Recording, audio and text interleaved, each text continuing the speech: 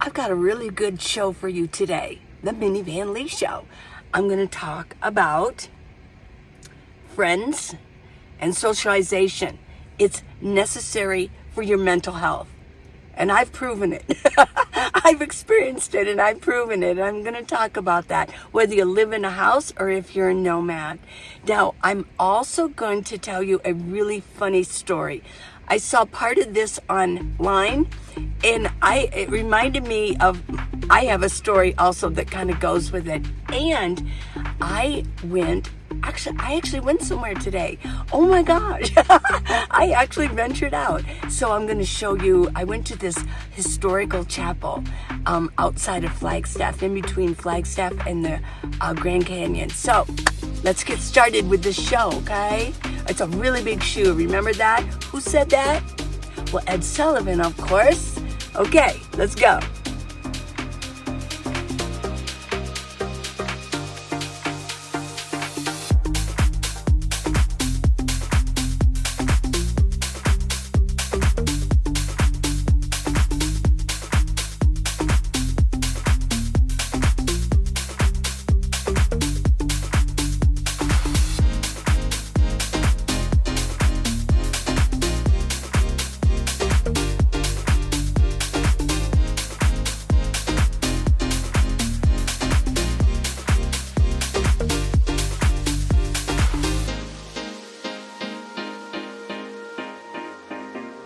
Okay, I'm going to read you a little bit of a story here.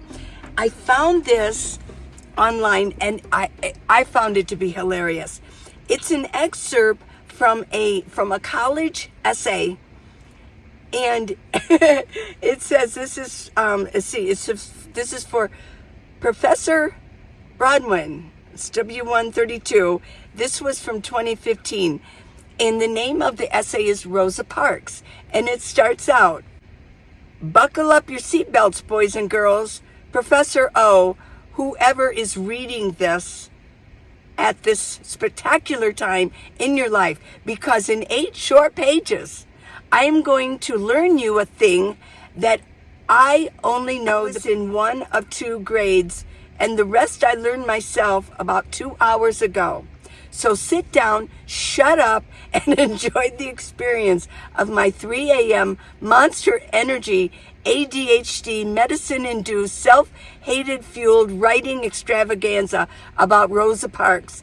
And what you are going to read is damn near the best thing you will probably read in a 30-minute time frame.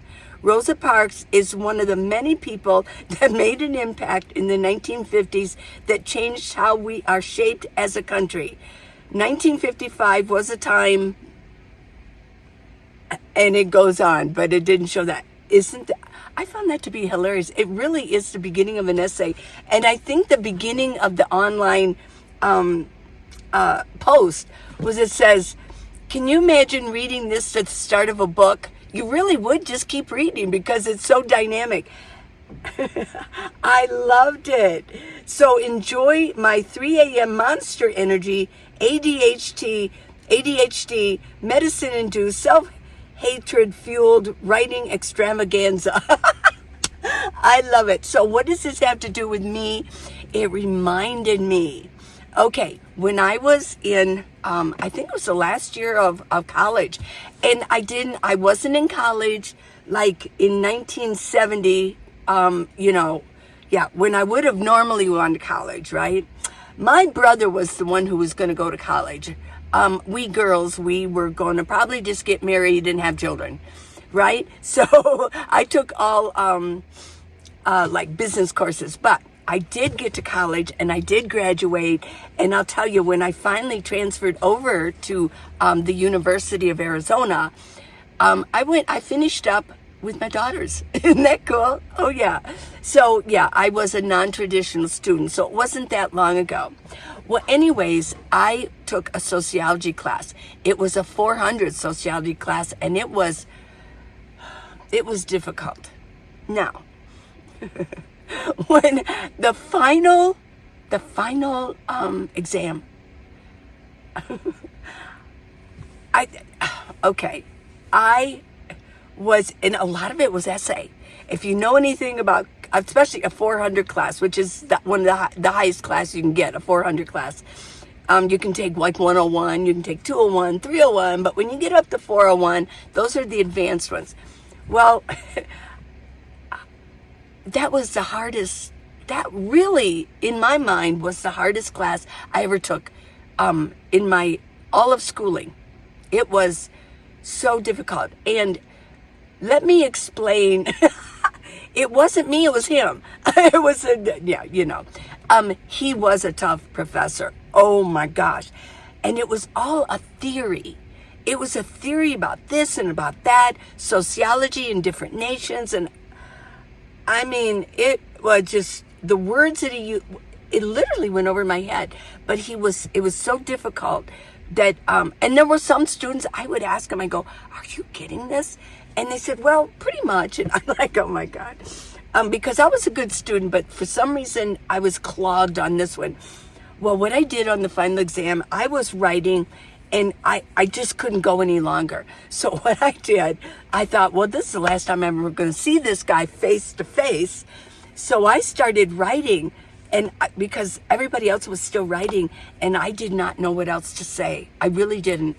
And so I said, I just really want to let you know, I was writing him a letter, a personal, I really want to let you know that I did enjoy this class, and I know that you know what you're talking about, but I really didn't know what, half the time, I couldn't wrap my head around these theories.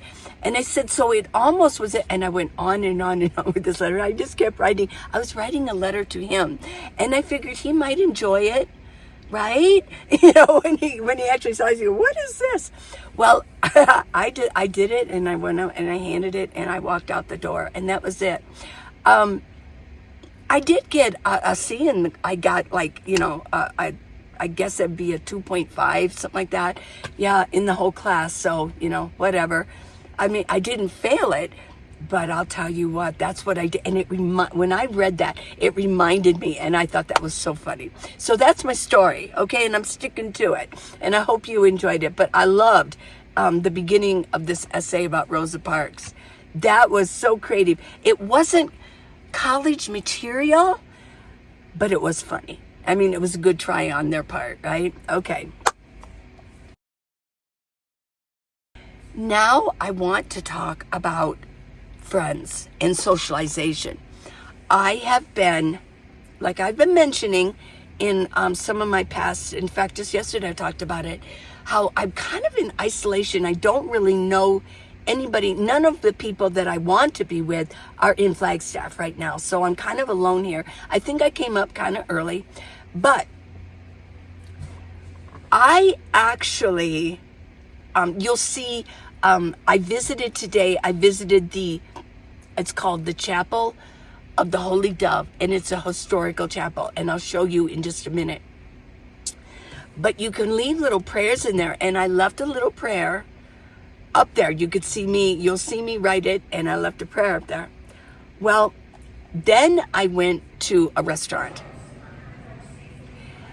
And while I was there, one of my friends, Max, called me. He never calls me, and he called me.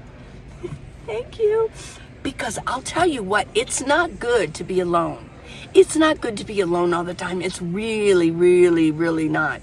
I was starting to feel weird this morning, like, oh my gosh, and spending way too much time back here in my van. And I have to have human contact. I mean, I talk to my family. I talk to my children. And lately that's been about it. And I was talking to other people, but I don't know, they've just kind of stopped texting me now. So it's like, okay, this is weird. And I started to kind of feel weird. Well, then Max called me. I'm like, thank you. I even told Max, I go, thank you for calling me. I was starting to get weird. So, and then he said, well, he was calling me because another gal that I met, a good friend, she's coming up in the area, and she wanted to know if there was a certain place where some of us were parking, if that was still open. And so I said, give her my phone number, okay? And then I said with Jonathan, hey Jonathan, I said, give Jonathan my phone number too. Is he coming up to Flagstaff? And they said, and Max said, yes. So then Jonathan got a hold of me. I talked to Max for a while. I'm saved. I've had human contact. Even if it was on the phone, I heard somebody's voice. Because after a while, you can feel like you're not even there. But I will say, let me just clarify this, everybody. You are my friends. You have been keeping me alive. Let's get this flower. Get over that. Look at that. See, it was like, it had its face turned. Get over there. See, this is my pet flower. Yes. Okay. Anyways, yeah, doesn't that look pretty? That looks better there. And I've got the blue world going on. Yeah, blue, my world is blue. Well, that was me this morning. I'm not so blue anymore, although my van is kind of lit up blue. I feel alive again, but you have been keeping me alive also these past 7-8 months. Oh my gosh, thank you. I feel like I'm talking to you, and you talk to me in comments, so please don't be afraid to leave a comment. It makes me feel, yeah, alive. And I read every single comment. Why do I read every single comment? Well, because my comments I have on hold. I have to approve them first, because I've had, and there's been some people who want to leave me really bad comments, and I just want to make sure I can catch them. Really nasty. I mean, like, there are trolls out there. Every YouTube creator has them, so don't worry.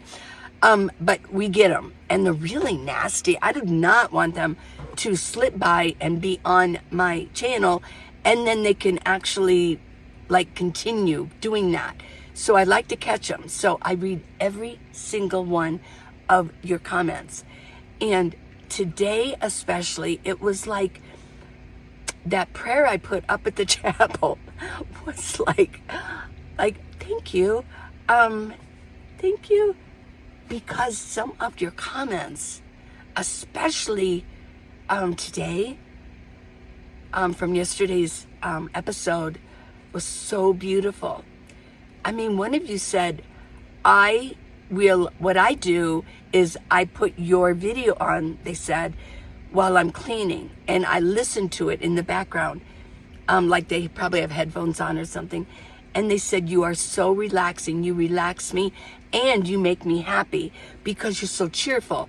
And I always feel, they said, I always end up feeling when I'm done, better, and I feel more positive. So, oh my God, do you know how that makes me feel? Oh my gosh.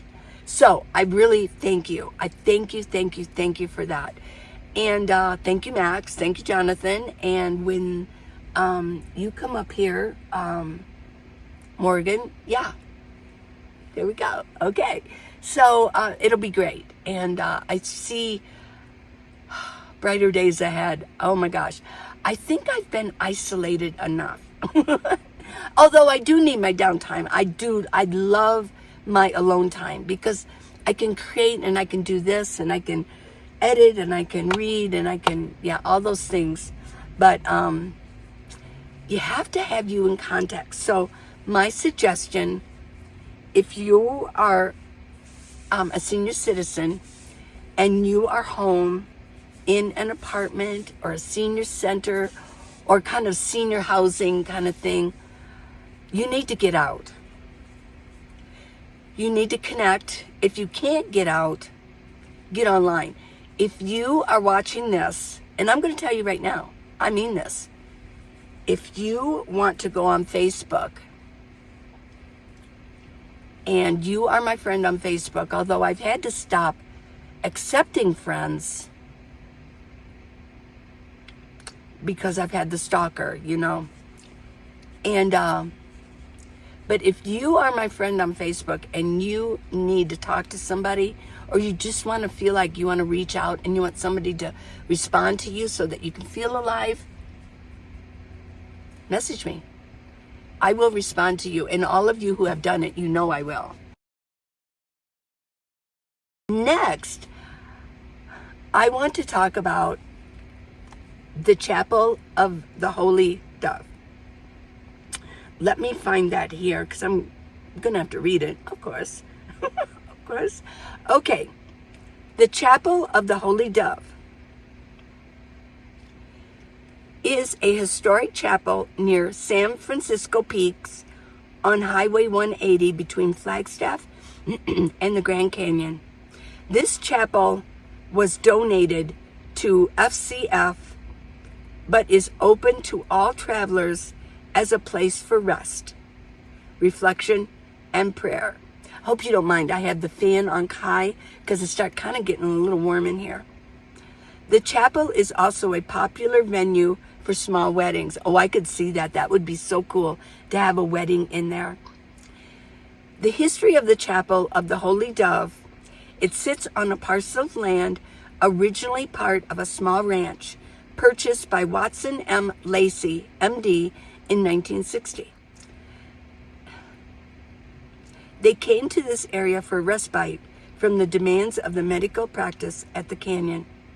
The beauty of the peaks affirmed the goodness and majesty of God. Yeah, the peaks, you can see Mount Humphrey as you're looking through the window. And they probably built it that way so that when you look out the window, you could see Mount Humphrey, which is the highest point in Arizona. There you go. It's beautiful, isn't it? They wanted to give travelers the opportunity to share it. In the summer of 1961, with the help of his sons and some hired hands, the 41-year-old Lacey, with no experience as a builder, used explosives to create holes in the rock beneath the chapel to secure and position the large ponderosa pine logs, which comprised the original A-shaped structure framing the San Francisco Peaks. Local volcanic rock and petrified wood was used to build the supporting stone walls. The chapel was completed in 1962. Dr. Lacey died October 1991. The ranch property was sold, but the parcel on which the chapel stands remains in the trust of his widow. On March 8, 1999, the chapel was destroyed by a transient's campfire, but the stone walls remained shortly thereafter. An 18-year-old NAU student, Christine McCracken, obtained permission from Mrs. Lacey to raise funds to rebuild the structure. Aw, that is so sad. I did not know that. So the original was actually burned by a transient. He was probably trying to start a campfire inside to get warm. Since the chapel had become a popular landmark, the local public supported the project. Many materials were donated by Flagstaff merchants. Volunteers supervised by Flagstaff resident Ricky Roberts completed the current chapel, similar to the original, in April 2000. Wow.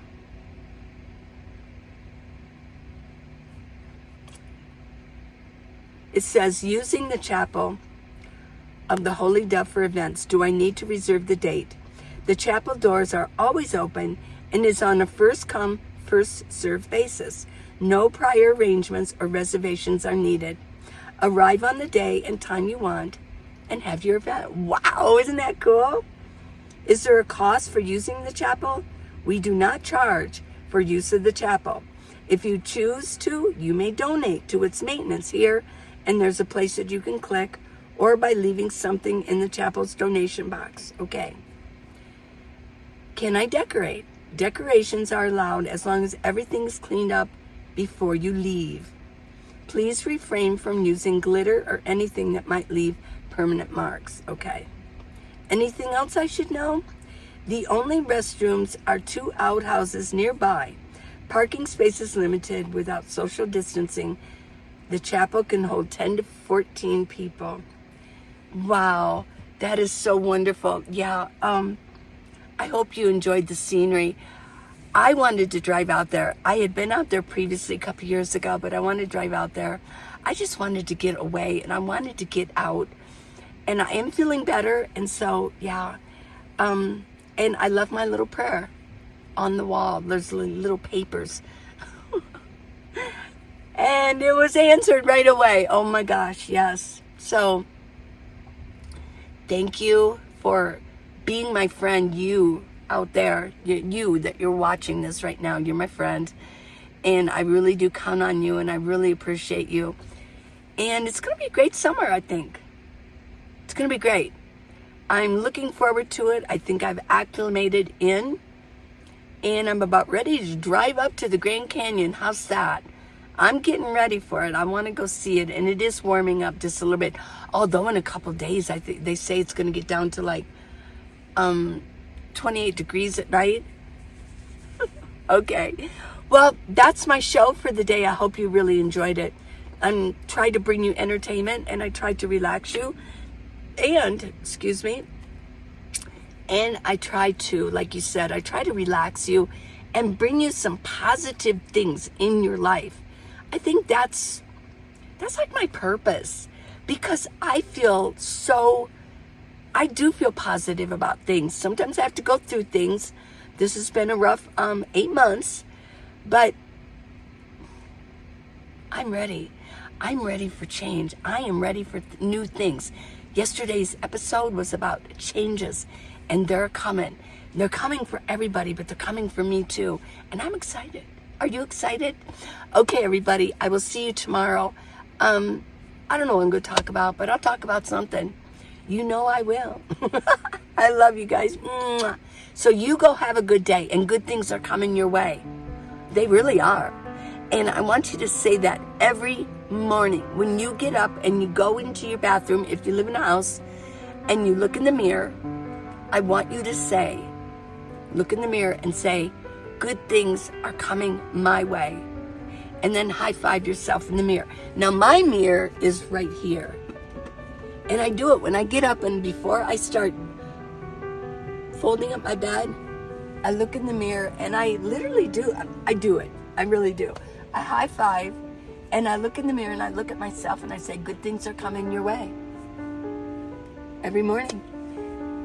6 words. 6 words. Good things are coming your way.